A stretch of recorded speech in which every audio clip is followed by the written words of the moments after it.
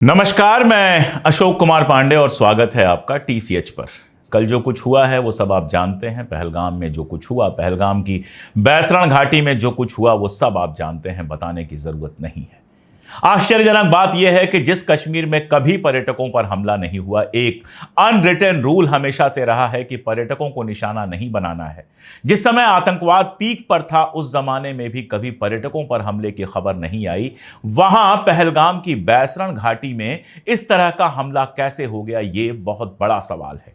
जिसने भी यह हमला किया है, और यह सब जानते हैं कि पाकिस्तान स्पॉन्सर्ड ये पूरा का पूरा हमला है। टीआरएफ ने, जो एलईटी का, लश्कर ए तोयबा का ही एक हिस्सा है, उसने इसकी जिम्मेदारी ली है और पाकिस्तान लगातार कश्मीर को डिस्टर्ब करने की कोशिश कर रहा था। यह सब जानते हैं, यह कोई बताने की बात नहीं है। यह भी बहुत क्लियर है कि इंटेलिजेंस थे। दैनिक जागरण की एक पुरानी रिपोर्ट है, और ज्यादा पुरानी नहीं है, 6 महीने पुरानी रिपोर्ट है जो विनय सुल्तान ने लिखी थी, जिसमें वो बताते हैं कि किस तरह से वहां पर पाकिस्तान धीरे धीरे अपने आतंकवादियों को प्लॉट कर रहा था, किस तरह से लोकल जो रिक्रूट होता है, यानी लोकल लोगों को जो भर्ती करना है, उसको मिनिमाइज, कम से कम कर दिया गया था। लोकल लोगों से संपर्क नहीं रखा जा रहा था। पाकिस्तान के आतंकवादी लगातार भरे जा रहे थे और भारतीय इंटेलिजेंस एजेंसी आपस में उलझी हुई थी, जिसका फायदा उठाकर आप देखिए उधमपुर और रियासी जैसी जगहों पर, जो जम्मू सेक्टर में आते हैं, जिसमें कभी आतंकवाद इस तरह का नहीं रहा है, वहां पर भी पिछले दिनों हमला हुआ। यह सारी इंटेलिजेंस जब थी, ऐसा हो ही नहीं सकता है कि एक पत्रकार के पास इंटेलिजेंस हो और सरकार के पास इंटेलिजेंस ना हो। जब यह सारी इंटेलिजेंस थी, उसके बाद यह हमला कैसे हुआ और क्यों हुआ, यह सबसे बड़ा सवाल है। रहा सवाल इस वारदात का, तो मुझे नहीं लगता है कि हिंदुस्तान का कोई हिंदू या मुसलमान इन आतंकवादियों को, इन दरिंदों को कभी भी किसी तरह का पानी भी दे सकता है। इनके लिए जरा सी भी हमदर्दी किसी के पास नहीं है। आज पूरा हिंदुस्तान शोक में डूबा हुआ है। जो लोग हिंदू मुसलमान करके इसका फायदा उठाना चाहते हैं, मैं उनकी बात नहीं जानता, बात करूंगा उस पर, लेकिन जो एक आम भारतीय है, जो एक आम हिंदुस्तानी है, जो एक आम कश्मीरी है, वो इस घटना पर जार जार रो रहा है। वो इस घटना पर दुखी है, परेशान है, उसके सीने में हूक उठ रही है। नई नई शादियां हुई थी, किसी की 3 दिन पहले शादी हुई थी, किसी की 2 महीने पहले शादी हुई थी, और लोग पहुंचे थे कश्मीर में अपनी जिंदगी की शुरुआत करने, और वहां पर एक जिंदगी खत्म हो जाती है। जवान लोग, बूढ़े लोग जो कश्मीर में गर्मियों में जाते हैं घूमने के लिए और निर्द्वंद होकर घूमते हैं, कश्मीरी स्वागत करते हैं, उनका कहीं पानी पिलाते हैं। कश्मीर एक ऐसी जगह है जहां की मेहमान नवाजी की तारीफ कोई भी आपसे करेगा जो कश्मीर गया हो, कुछ दिनों तक वहां पे रहा हो। मैं तो खैर 2014 के बाद से ही अपनी किताबों के सिलसिले में लगातार कश्मीर जाता रहा हूं। अभी नवंबर में मैं कश्मीर में था, तमाम दोस्तों से मिला, नॉर्थ कश्मीर में गया था, घूमा फिरा, और लग रहा था, ऊपर से तो लग रहा था कि चीजें नॉर्मल हैं, लेकिन अंदर अंदर कुछ पक रहा है। इसकी बात तो हर आदमी वहां पर कर रहा था। मेरा सवाल यही है कि हर आदमी जो बात कर रहा था, क्या वो सरकार को पता नहीं थी? अगर देखा जाए तो 19 तारीख को हमारे प्रधानमंत्री महोदय की कश्मीर की यात्रा थी, तय यात्रा थी, घोषित यात्रा थी। वंदे भारत का वो वहां पर उद्घाटन करने जा रहे थे, और अचानक खबर आई कि उन्होंने अपना प्रोग्राम कैंसिल कर दिया है। बताया यही गया कि मौसम खराब होने के चलते प्रोग्राम कैंसिल किया गया है, लेकिन उसके बाद कई मीटिंग्स हुई। और अगर पांचजन्य, जो मैं किसी लेफ्ट के, किसी कांग्रेसी, किसी और की बात नहीं कर रहा हूं, मैं पांचजन्य की बात कर रहा हूं, जो पांचजन्य, उनका अपना अखबार है, वो ये छापता है कश्मीर में कुछ बड़ा होने वाला है, और यही बताता है कि जिस तरह से मीटिंग्स हुई हैं, जिस तरह से प्रधानमंत्री का प्रोग्राम कैंसिल हुआ है, उसके चलते लगता है कि कश्मीर में कुछ बड़ा होने वाला है। एक एक्स विधायक हैं भारतीय जनता पार्टी की, उन्होंने भी इस तरह का स्टेटस लिखा कि कश्मीर में कुछ बड़ा होने वाला है, ऐसा लगता है कुछ बड़ा होने वाला है। बहुत साफ लग रहा है कि इंटेलिजेंस इस बात की थी कि कुछ बड़ा होने वाला है, और इसके बावजूद जब बड़ा हुआ तो उसको रोका क्यों नहीं जा सका? 2000 लोग थे बैसरण घाटी में, कोई दूर दराज का इलाका नहीं था। बैसरण घाटी एक पॉपुलर टूरिस्ट डेस्टिनेशन है, और यह बात बार बार आ रही थी कि टूरिस्ट डेस्टिनेशंस को निशाना बनाया जा सकता है। हाई सिक्योरिटी जोन में वो इलाका है, वहां पर बीएसएफ होती है, लोकल पुलिस होती है, सब होता है। नाम पूछकर हत्याएं की गई, कुछ लोग कह रहे हैं कपड़े उतारे गए, ये सारा कुछ हुआ, और मेरा सवाल यह है कि जब यह सारा कुछ हो रहा था, जब दरिंदों के पास इतना वक्त था कि वो लोगों से नाम पूछ रहे थे, वो लोगों के कपड़े उतार रहे थे, वो एक महिला से कह रहे थे कि जाकर मोदी को बता देना, यह सारा कुछ जब वो कर रहे थे, तो वहां पर सुरक्षा बल क्यों नहीं थे? यह सवाल एक बड़ा सवाल है और यह सवाल पूछा जाएगा कि सुरक्षा बल वहां पर क्यों नहीं थे। कौन था वहां की सिक्योरिटी का जिम्मेदार जिसके चलते पलटकर एक गोली नहीं चली, जिसके चलते एक बंदा गिरफ्तार नहीं हुआ? अब जाहिर तौर पे भारतीय सेना हरकत में आई है, भारतीय सुरक्षा एजेंसियां हरकत में आई हैं और आज नहीं तो कल इसके जिम्मेदार सारे लोग पकड़े जाएंगे और उनको सजा मिलेगी, इसमें कोई दो राय नहीं है। आखिर घटना पहले क्यों नहीं रोकी गई? आप सोचिए, अर्नब गोस्वामी सवाल किससे कर रहे हैं? सुप्रीम कोर्ट से सवाल कर रहे हैं। मतलब गजब है, देश की सुरक्षा की जिम्मेदारी सुप्रीम कोर्ट की है और क्या सवाल कर रहे हैं कि वहां चुनाव सुप्रीम कोर्ट ने कराया जिसके चलते यह घटना हो गई। चुनाव और इस घटना में क्या लेना देना है? ठीक है, मैं इस बात को मान लेता हूं कि जिस समय चुनाव चल रहा था उस समय जो सुरक्षा बल थे उनका जो फोकस होगा वो शांतिपूर्वक चुनाव करा लेने पर होगा। ठीक है, मैंने मान लिया। लेकिन उसके बाद उसी के प्रोग्राम पर जीडी बख्शी सवाल पूछते हैं कि आखिर कोविड के बाद से उतनी भर्ती क्यों नहीं की गई? 1.5 लाख के आसपास सेना की कमी है हमारे पास, आखिर यह कमी क्यों है? जब हमें पता है कि उधर पाकिस्तान हमारा दुश्मन है, चाइना हमसे दुश्मनी निभाता रहता है, बांग्लादेश में हालात लगातार खराब हो रहे हैं, तो हमारी सेना में एक्स्ट्रा लोग होने चाहिए थे। कम लोग क्यों हैं? क्यों केवल अग्निवीर की भर्ती के नाम पर भर्ती की जा रही है, परमानेंट भर्तियां नहीं हो रही हैं? और हालत यह है कि सैनिक ही नहीं, अफसर भी हमारी सेना में लगातार कम होते जा रहे हैं, क्यों? और यह सवाल सिर्फ मैं नहीं पूछ रहा हूं, यह सवाल जीडी बख्शी ने पूछा है। जीडी बख्शी जो एक जमाने में मोदी सरकार के लिए बिल्कुल चिल्लाकर, डांटकर, गालियां देकर, बड़ी बड़ी आंखें करके, थूक निकाल के मुंह से बिल्कुल पूरे जोश के साथ भारतीय जनता पार्टी सरकार को समर्थन दिया करते थे, अगर वही जीडी बख्शी साहब चैनल पर बैठकर यह सवाल पूछ रहे हैं और अर्नब गोस्वामी के चैनल पर बैठकर यह सवाल पूछ रहे हैं कि हमारी आर्मी इतनी कम कैसे हो रही है, क्यों हमारी आर्मी में नई भर्तियां नहीं हो रही हैं, डिटेल में अगर वो आपको बता रहे हैं कि किस तरह से आर्मी की जरूरत है और हमारे पास मैन पावर की कमी है, तो यह सवाल क्यों नहीं पूछा जाना चाहिए? सवाल पूछा जा रहा है सुप्रीम कोर्ट से। चुनाव हुआ, सरकार बनी, ठीक बात है, वहां पर एनसी की सरकार है, लेकिन एक सवाल आप लोगों को पता होना चाहिए, कश्मीर में AFSPA लगा हुआ है, AFSPA, arm force special act है वो, और उस एक्ट के तहत कश्मीर में शासन किसी का भी हो, असल में सेना का शासन चलता है। सेना अपने हिसाब से सुरक्षा व्यवस्था देखती है, उसको यूनियन टेरिटरी बना दिया गया कश्मीर को, और उसके बाद जम्मू और कश्मीर के सरकार की जो हैसियत है वो एक बड़ी नगरपालिका से ज्यादा की हैसियत नहीं है। सुरक्षा के मामलों में जम्मू कश्मीर सरकार का कोई रोल नहीं होता है, यहां तक कि स्टेट पुलिस को भी जब जैसे चाहे यूज किया जा सकता है, कोई रोक टोक नहीं होती है। तो जिस सरकार का सुरक्षा पर कोई अधिकार नहीं है उससे आप सवाल पूछ रहे हैं, और जो सरकार केंद्र में बैठी हुई है, आर्मी जिसकी है, जिसकी BSF है, AFSPA लगाने के बाद सेना के हाथ में सारी चीज है, उस सरकार और उस गृहमंत्री से आप सवाल नहीं पूछ रहे हैं।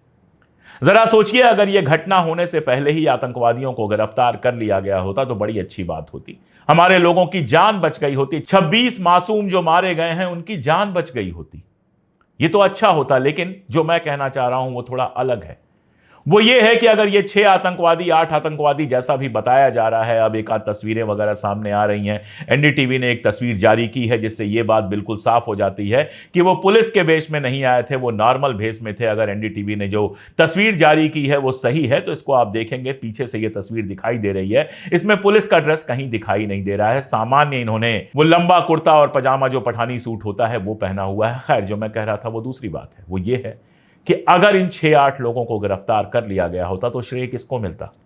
तालियां किसके लिए बज रही होती? सारे गोदी मीडिया में किसके लिए कहा जा रहा होता कि वाह क्या शानदार नेतृत्व है?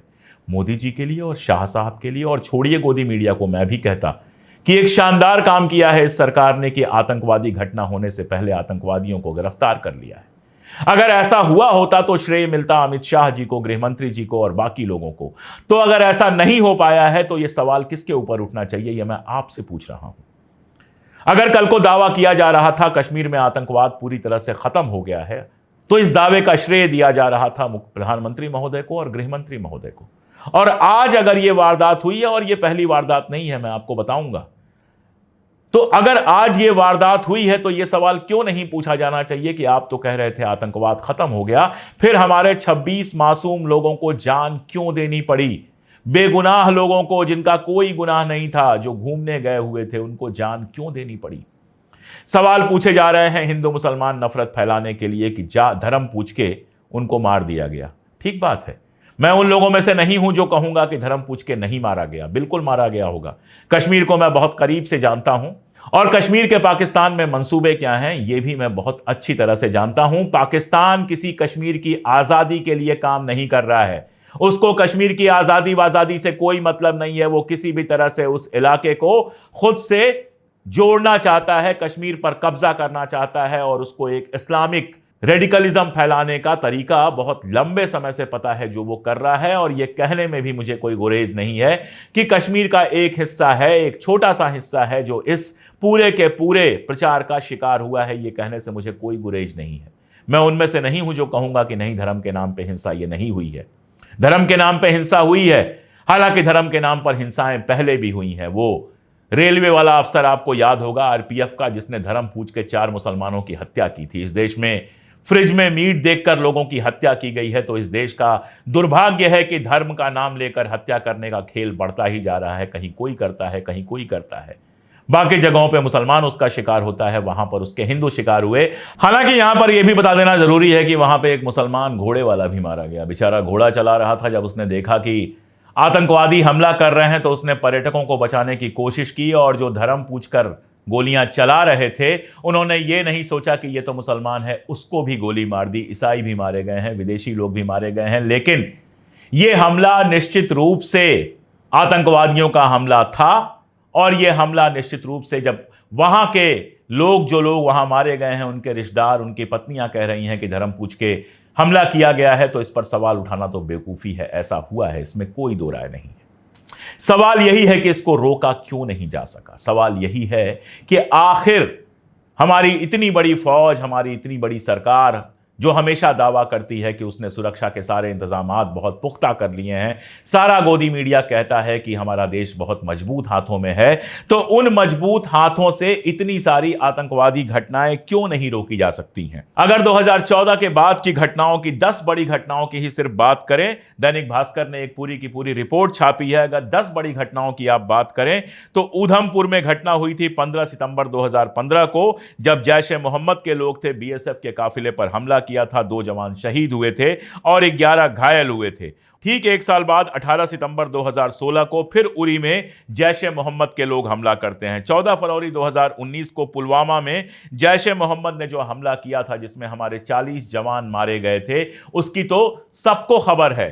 यह भी खबर है कि आज तक पुलवामा के लिए कौन दोषी था, उनको पकड़ा नहीं गया। 14 फरवरी 2019, 9 जून 2024, 8 जुलाई 2024, 16 जुलाई 2024, 20 अक्टूबर 2024 और 24 अक्टूबर 2024 को 10 बड़ी घटनाएं आप देख सकते हैं जो आतंकवाद की हुई हैं कश्मीर के अंदर।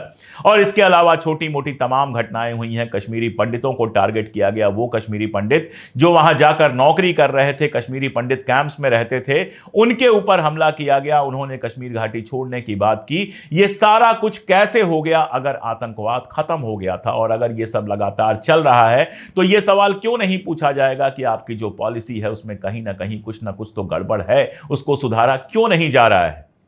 जिस दैनिक भास्कर की रिपोर्ट की मैं बात कर रहा था, विनय सुल्तान की रिपोर्ट की, वो बहुत सारे सवालात उठाती है। सबसे बड़ा सवाल ये उठाती है कि वहां जो अलग अलग एजेंसीज हैं उनके बीच में कोऑर्डिनेशन नहीं है। ये बहुत खतरनाक है। क्यों नहीं है कोऑर्डिनेशन? क्या किया गया केंद्र सरकार द्वारा उस कोऑर्डिनेशन को फिर से स्थापित करने के लिए?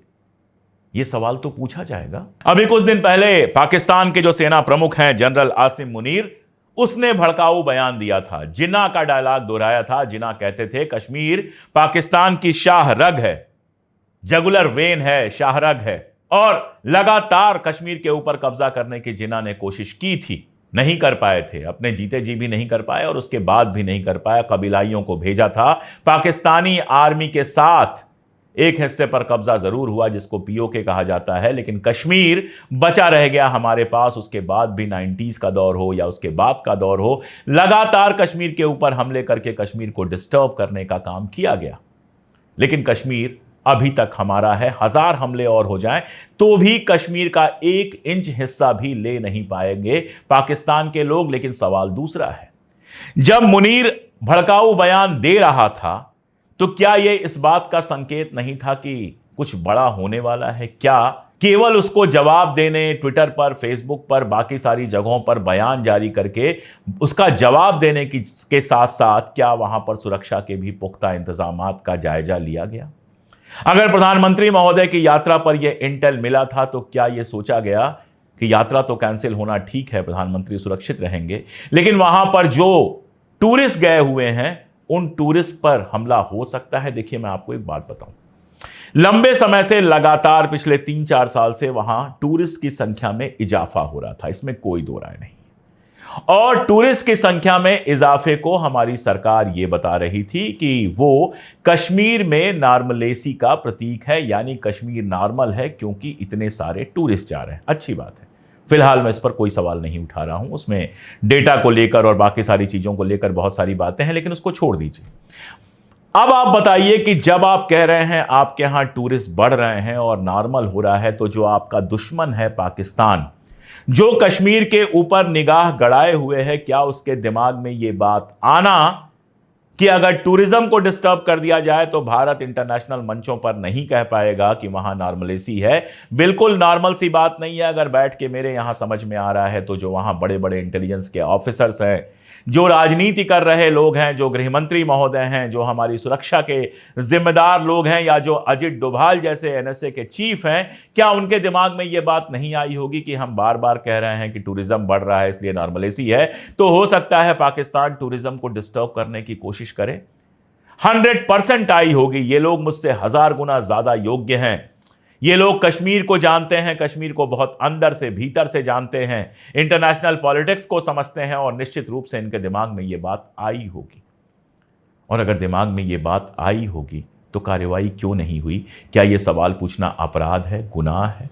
जिन्होंने हमला किया है वो तो कश्मीर के दुश्मन हैं, बहुत साफ साफ, सिर्फ भारत के नहीं, कश्मीर के दुश्मन हैं। टूरिज्म का सत्यानाश हो गया, लौटने की लाइनें लगी हुई हैं, हालांकि हमारी एयरलाइंस उसमें भी फायदा उठा रही हैं, कई गुना किराए बढ़ा दिए गए हैं, लेकिन भारत सरकार ने तो नहीं, भारत सरकार के पास तो अब कुछ है नहीं, लेकिन इंडियन एयरलाइंस ने घोषणा की है कि वहां एक्स्ट्रा कुछ फ्लाइट्स चलाई जाएंगी तो लोग वापस शायद थोड़ा शांति से आ जाएं।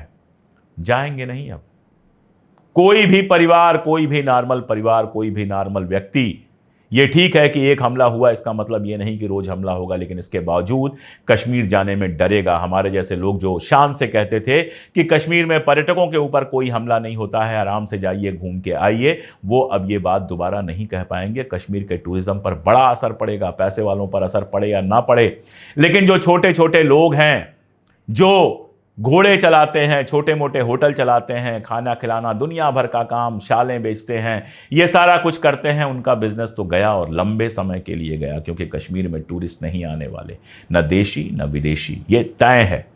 तो जिसने भी इस घटना को अंजाम दिया है वो नंबर 1 कश्मीर का बहुत बड़ा दुश्मन है, हिंदुस्तान का दुश्मन तो है ही।